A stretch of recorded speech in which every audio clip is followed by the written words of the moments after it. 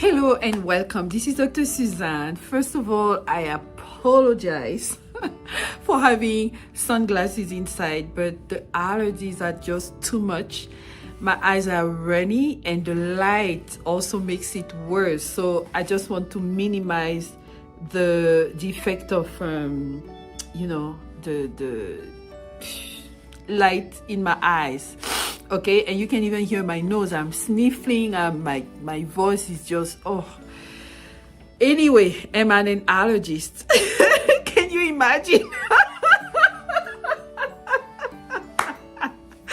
Anyways, I would like to talk about the importance of a mother being the first teacher of a child. I'm at a clinic and I'm seeing all these gorgeous patients. I talk to the mothers and, I just want to remind mothers that almost 80% of your child's academic success rests on your shoulders, not on the teachers. Okay? So, why do I say that? First of all, you are the first voice they hear when they are in your tummy. When you're talking to your friends, when you're talking to your husband, when you're doing things, you're singing, you're praying, it's your voice they are hearing. Now, when they are born, you are the one giving them structure. You are the one talking to them. Let's say you have a newborn baby and you are breastfeeding, right?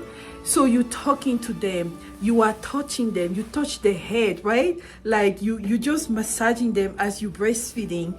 You telling them, oh baby, you're so cute, or oh, you still want to eat. You talk to them, So that's the voice they hear.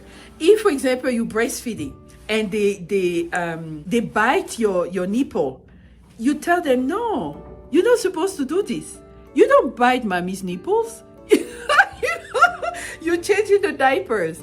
You talk to them, oh, you had a big poo-poo today. Let me change your diaper. And this and that. And then you massage the legs and you do this and you do that. You are the first teacher. You are teaching this child how to act. You are giving them structure. You are the one saying, okay, after we wake up, this is what we're supposed to do. This is how we're going to do that. And from a tender age, you want to start reading to them.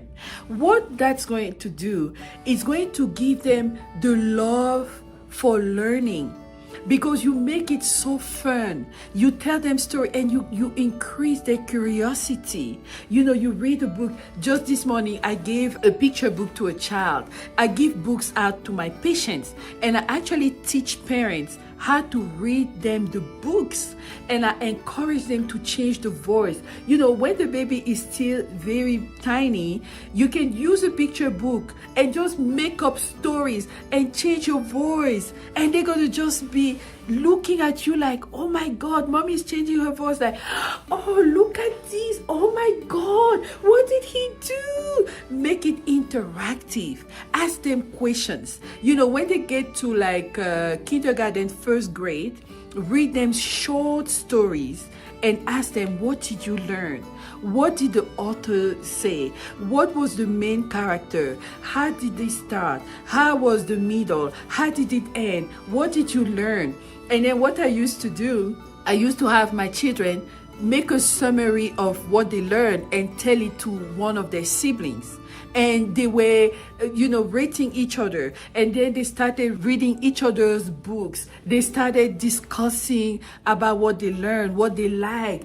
And you could see their different personalities. Yes, that's what the mother does. The mother is that foundation for the child's learning, for the child's academic success. You are the one telling them, yes, you can do it. I remember when I got to high school, from a young age, I always knew I wanted to be a pediatrician because my godmother was a pediatrician.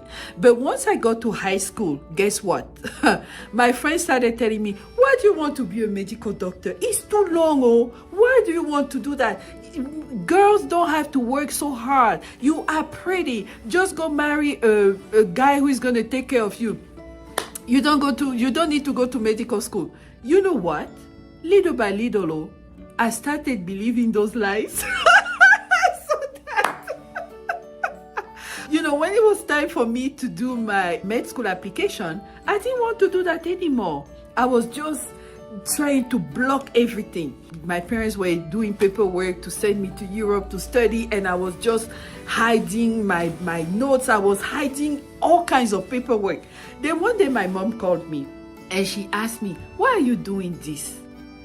I was like, I don't think I want to do medicine. I don't think I can do that. My mom just looked at me in the eyes and she told me, "I know you. You can do it. Don't be afraid.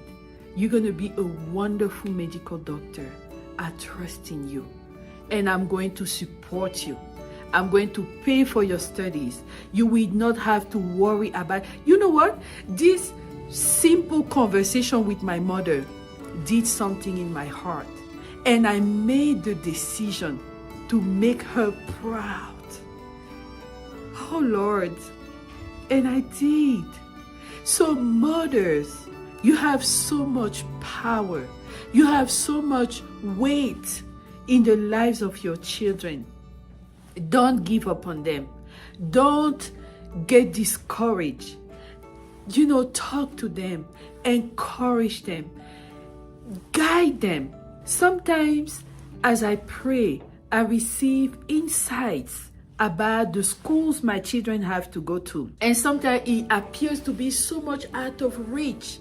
But when I go into prayers, it happens, because God is not a man to lie.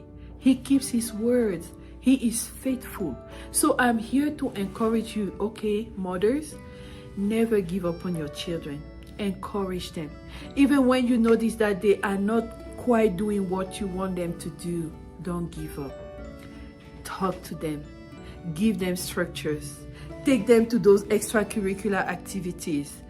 Enroll them to those places. Take them to swimming. Take them to ballet. Take them to basketball. Take them to the museum. Take them to the library, the bookstore. Read with them. Read to them. Play with them.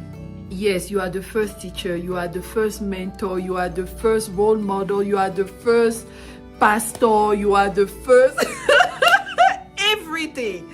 Okay? So I'm just passionate about children and their success, their achievement. Make them lifelong learners by reading books, by trying stuff in the kitchen. Invite them to come cook with you. Let them, my son is the best baker in our house. Can you believe that? He makes cookies that are out of this world. Just because, we encourage him to do so. So don't limit them. Don't box them. Don't put them down.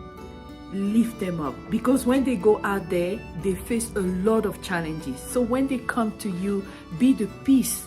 Be the mentor. I mean, they're not your friends, but be there for them. Be there to back them up. Defend them when something happens at school. Even if they are not, even if they started the fight. In front of the people, you are, my son, my daughter, hey. But at home, you say, hey, this is the last time you're doing this, okay? Yeah, be there for your children, okay? Well, this is Dr. Suzanne. I love you so much, and I'll talk to you later. Bye.